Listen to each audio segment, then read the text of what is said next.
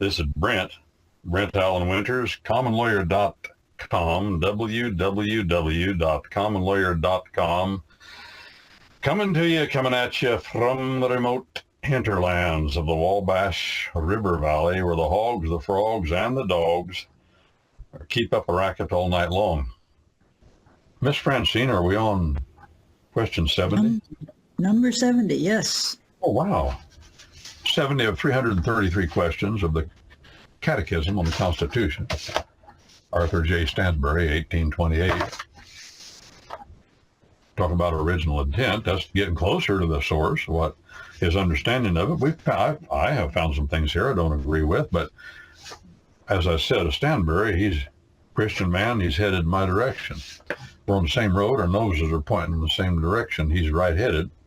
How often does Congress meet? And of course, all the answers to these questions are according to the Constitution of the United States. How often does Congress meet? It must meet by law once, at least, every year. Once, at least, every year. But it may meet oftener if necessary. I mean, when the Japs bombed Pearl Harbor, it got necessary for the president to ask Congress for a declaration of war. So they were summoned for that purpose, to get all together and listen to what he had to say and get the news of what happened from his perspective. He didn't have the power to declare war. How is it these presidents are sending the American military forces all over the world to slaughter people and get slaughtered without a declaration of war? How does that work? I'll tell you how it works. Against the Constitution, that's how it works.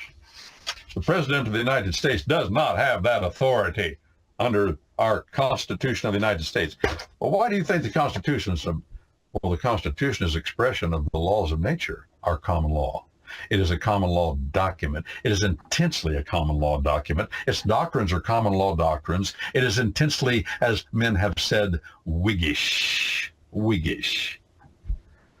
It's an old political party from Britain that came to America. The Whigs. Didn't have nothing to do with no rug you put on your head. That wasn't it. No. Wig. I used to think that, that's because they wore those white wigs, those aristocratic fancy people over there in England wore those white wigs and that powder, and they were all white. And they go into court, and those lawyers wear those goofy looking, and then they're goofy looking with the little curls on the side. They're ridiculous. Sure, I'm glad I'm an American. Oh, they're a common law country over there. They need to get rid of that. Shoot. They look like dodos, in my humble, studied opinion. Well, I thought that's what it was. No, a wig is somebody who the English made fun of because he said Whigamore. He had a word. It said in the north of England, in the south of Scotland, the dialect of English there was, they didn't say giddy up. Giddy up. Yeah, get up. I'd listen to my dad say that. He used to team in the oil field. An old Dutch down the road, he farmed the horses, and he'd stop and go on the road, and we'd run out, and our belly buttons sticking out when we were little. We wanted to watch Dutch spit tobacco. He wasn't that good at it because a lot of his teeth were gone. The tobacco had rotted the teeth out, But my brother, I'd listen. I was 18 months younger than my brother, and nobody in the countryside could talk more than Dutch. People avoided him because they couldn't get away from him. People said you could put a hat on a fence post and Dutch would stop and talk to it for a few hours.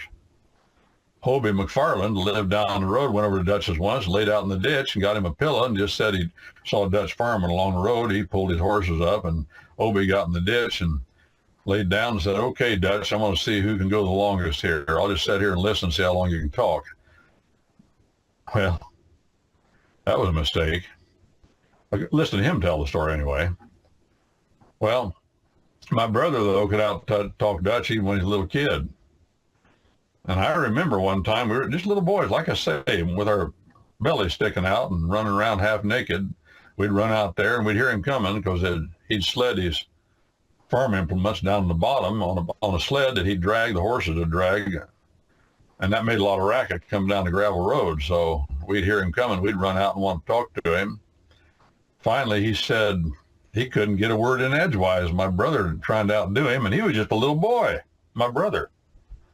And finally, and I remember this, Dutch said, he shook his head and he said, "You talk too much." And then he had a hold of the reins and he slapped them on the horses' backs like that and said, "Get up." That's giddy up. That's short for giddy up. Well, short for Whigamore, that's what they said up there. More was mare, and Whiga, just like giddy, Whiga. Just so the short abbreviated form of giddy up is get up. The short abbreviated form of Whigamore is Whig. And people didn't like people that lived up along the border. They said they were horse thieves and cattle rustlers. So they called them Whigs, because that's what they said when they drove their animals. Well, that particular group of people became a political party called the Whigs. And when the Americans, in America, the conservatives were Whigs. Henry Clay, leader of the Whig Party, Speaker of the House of Representatives from Lexington, Kentucky, was a Whig. Colonel Davy Crockett was a Whig. And many other folk less famous. Well, Abe Lincoln. Abe Lincoln, his protege was Henry Clay of Lexington, Kentucky. And Abe married a woman from Lexington who was in that inner political circle down there, the Todd family. And he was a Whig.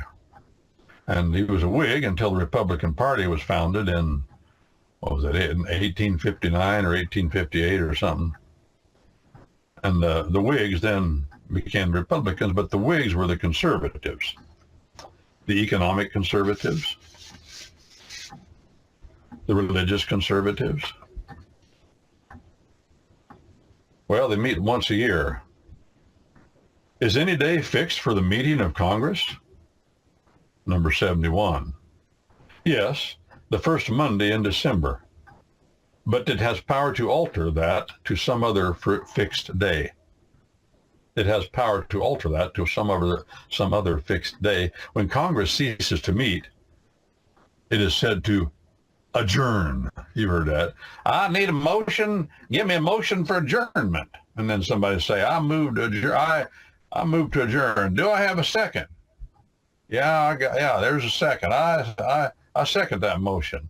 Okay, then it's out on the floor. It's been raised. It's seconded. That means the rules of Robert's Rules of Order that we can vote on it. And those in favor say aye. Those in favor or those opposed say nay. That's the way they take votes in parliamentary procedure. You didn't know I knew that, did you? But I was in FFA when I was growing up. Boys, it puzzled me. FFA, that doesn't stand for Federal Financial Assistance. That stands for Future Farmers of America. When I was in high school, I was in the FFA. And the FFA did a lot of things, but the biggest thing they did, and the thing they gave most time to, oddly, but a good thing, was parliamentary procedure. They had state contests, local contests, national contests for parliamentary procedure, how to do it. I learned a little bit of it. But in Congress, if you know parliamentary procedure, you can make things happen you want to happen. Now, Sam Rayburn said he was from Texas, and well, he actually was from Tennessee, but he migrated to Texas. He was a powerful Speaker of the House, and somebody said to him once, Sam, how is it you wield so much power in the House of Representatives? You control the whole government. And he said, well, reached in his pocket, and he pulled out his little book, and he said, how do I have power? Parliamentary procedure. I know it well. Other people don't pay much attention. I know it. I've learned it. And if I have a question while we're in Parliament in Congress, I open her up. Parliamentary procedure. You see, order, friends, order, to know how things are done is more powerful than trying to do it, because you won't get it done if you don't know how to go about it. That's what parliamentary procedure is all about. Do you understand? Do you realize how important that is? When you watch on C-SPAN, you watch the folk in Congress, it's abundantly apparent to me most of them that are there don't have a clue about parliamentary procedure. No, they don't know. So they take turns presiding, and then they have a parliamentary procedure expert sitting right there to advise the fellow presiding. When they tried to advise him about parliamentary procedure, when they tried to impeach Bill Clinton, I remember I'm trying to think of this guy's name. He was a congressman leader. He was leader of the minority party for 40 years, after World War II all the way up to 1994. And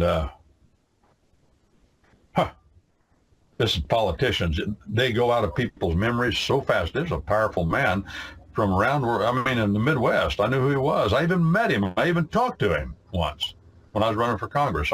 He was still minority leader when I ran for Congress. Almost got it. But his staff assistant, when he retired, his staff assistant ran for Congress.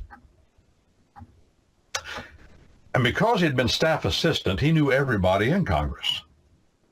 He was the go-between between the powerful man, Congressman, shoot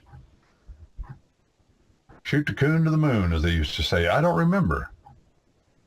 Now, that's short for raccoon, in case anybody's getting any ideas. Raccoon. That's what we used to say. Because people used to shoot a lot of coons.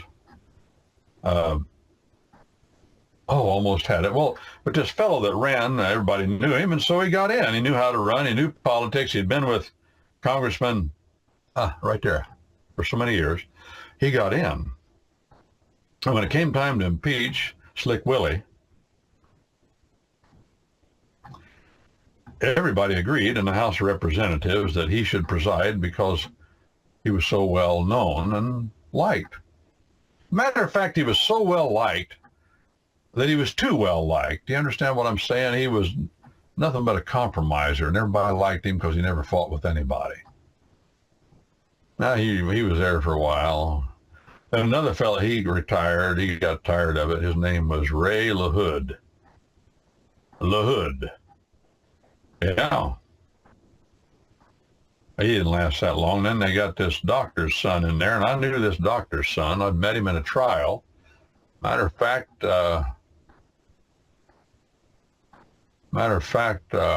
he was a client at one time. He made good money, and he put a few $100,000 and put it on interest. He called that the engine, and the engine produced money, and he'd take that money as a medical doctor. He'd go down to Amazon and treat people for nothing, help people that didn't have a doctor down we're talking in the jungle down there. He had a trust. I'd set it up for him, a charitable trust for that. And the IRS tried to come in and take all the money, said he owed taxes. And here's what happened. The Attorney General of the state come blowing in and heard what was going to happen and took all the money. And he said to the IRS, no, I'm responsible for this money. And a charitable trust, that's the way it works. With a charitable trust, the Attorney General of the state is responsible for enforcing and protecting the trust assets. He said, no, I'm taking jurisdiction over this. You're not getting this.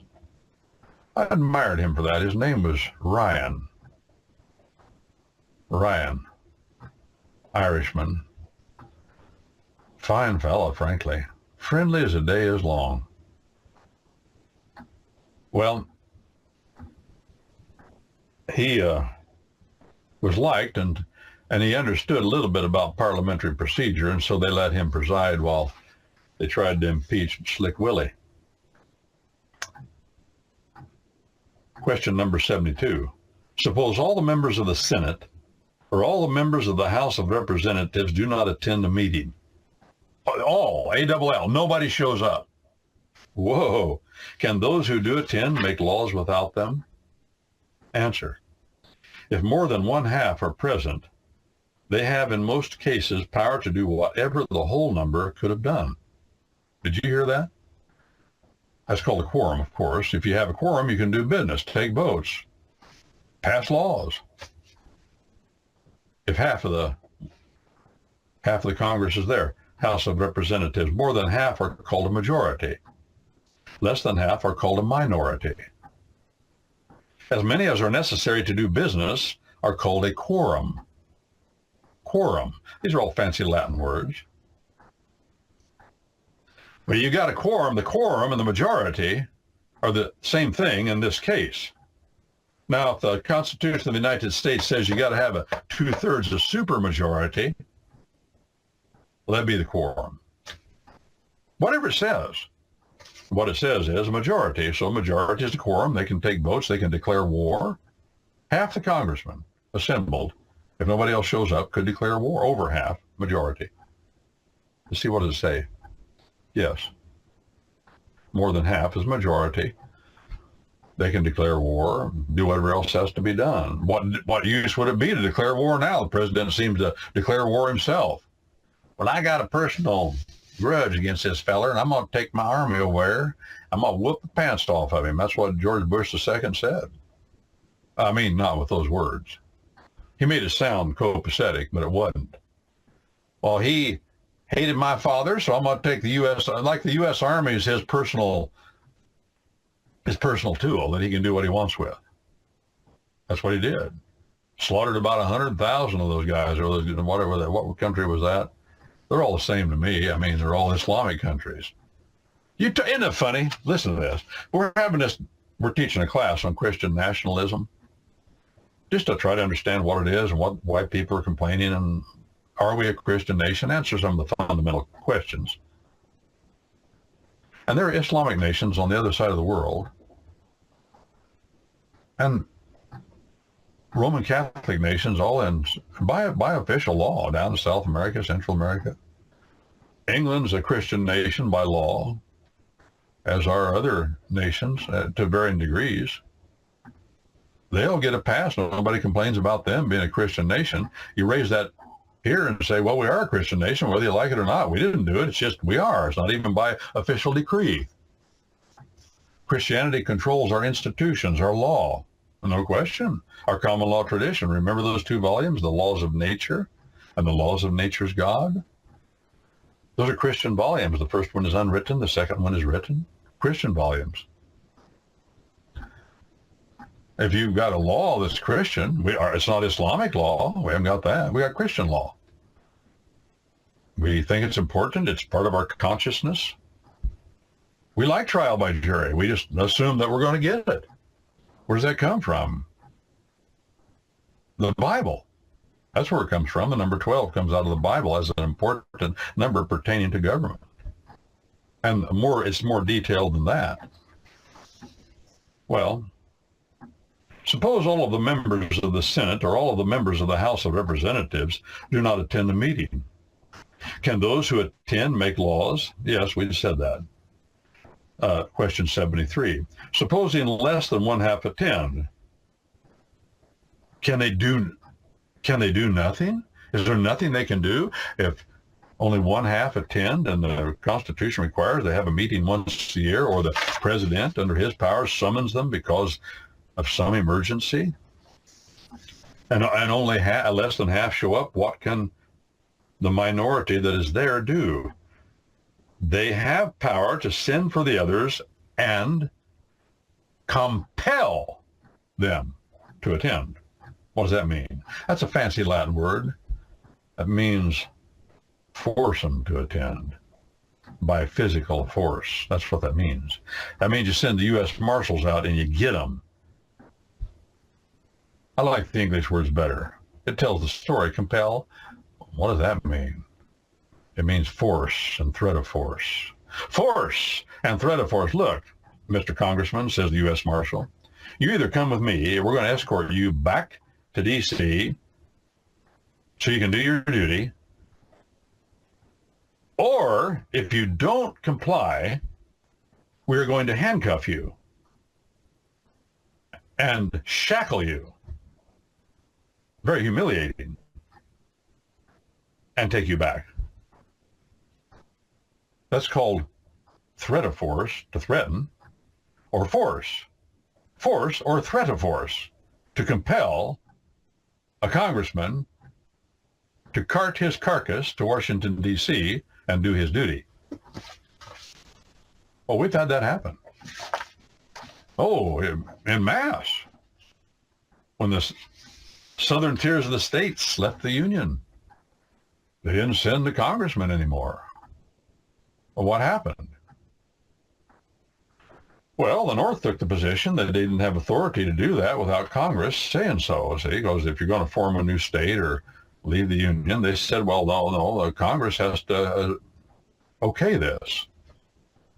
Now, that was their position. The position of the southern states that did leave the Union was, we have authority to do that. The Constitution doesn't make that clear.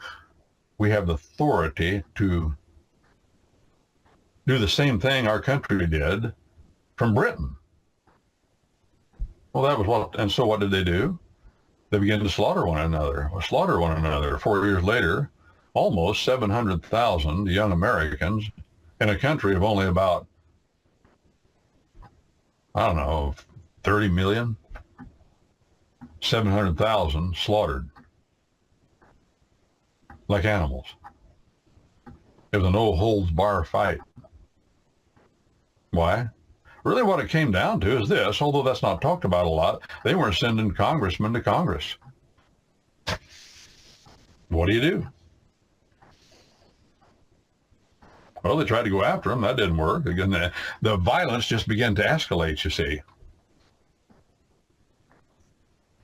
Are there any fixed rules for doing business in Congress? Answer, certainly.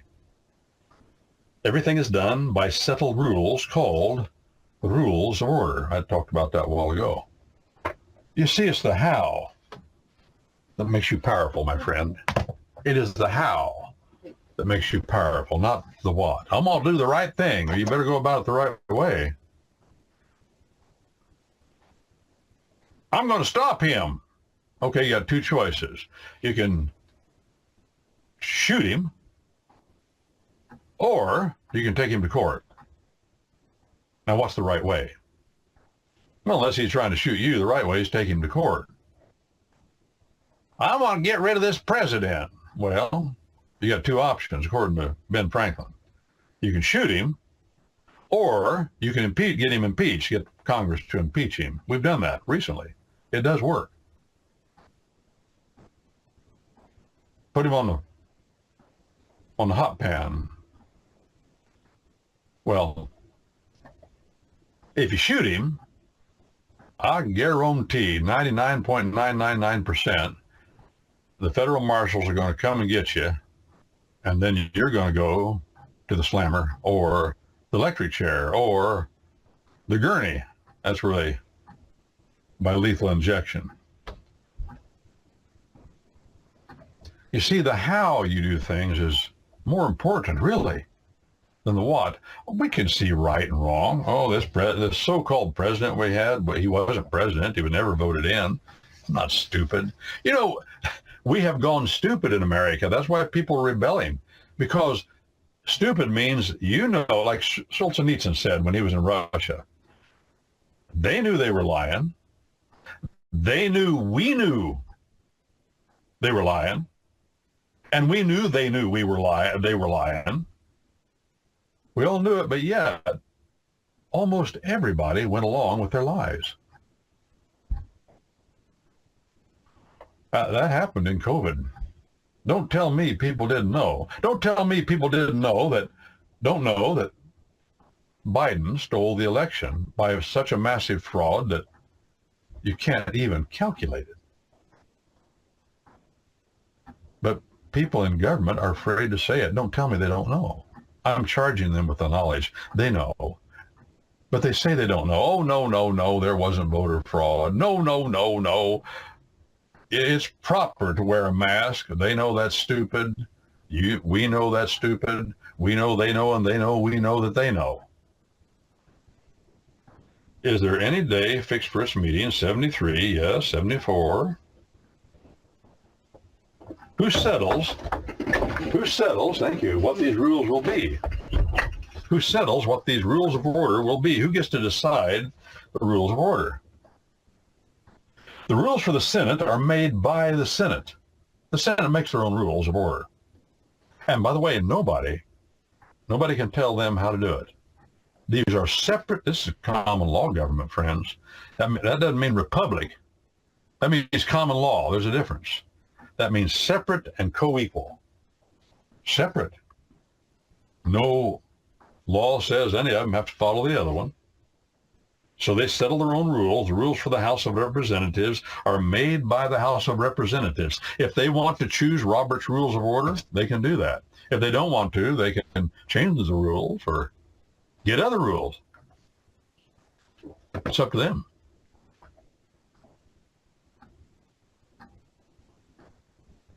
Each house has power to alter the rules they use or suspend them. Rules of order, that means parliamentary procedure. That is to say, a particular rule may be disobeyed for a certain time. It may be suspended for a time, after which it is again in force. They'll say, we're in a hurry. We want to suspend the rules for a while. You heard them say that. Suppose a member, number 76, suppose a member refuses to attend or behaves when he does attend in a disorderly manner.